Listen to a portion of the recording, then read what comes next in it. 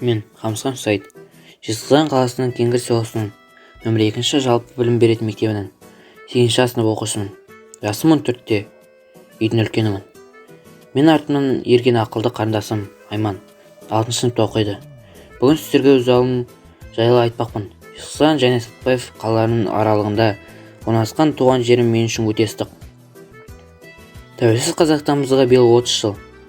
Десе де, қазіргі туған жерімнің назарға алынбайтындығы мені мұнайтады. Туған жерімде кішкентай болса да әкімшілігіміз, үлкен сауда орталығымыз бен күрделі жөндеуден өткен әдемі мектебіміз бар. Мектебіміздің ішінен тарихи-мәдени мұражай ашылды.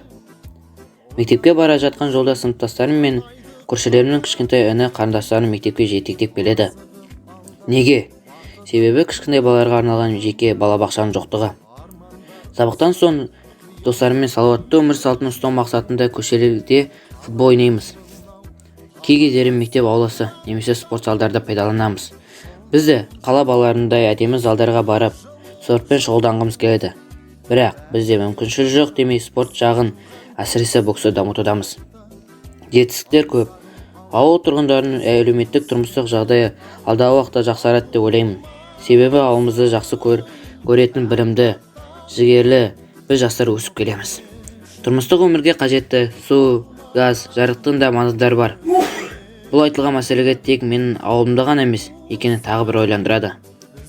Әрине, еліміздің басты аймақтарына ғана дамытуды қолға алмай, еліміздің негізгі тірегі ауылдарды дамытса, мықты жастар шығатынына сенемін. Ауылдың амандығы, елдің амандығы. Келешек ұрпаққа тәуелсіз Қазақстан 40 жылдық мерейтойына бейбіт ауыл дейтін тамаша жерде бақытты, білімді, мүмкіндіктер берілетін заманда өсетіне кемел сенемін. Ауылды аңсап, жаныма сая таппадым, ауылыма аңсадым, аппақ таңымды, тұнық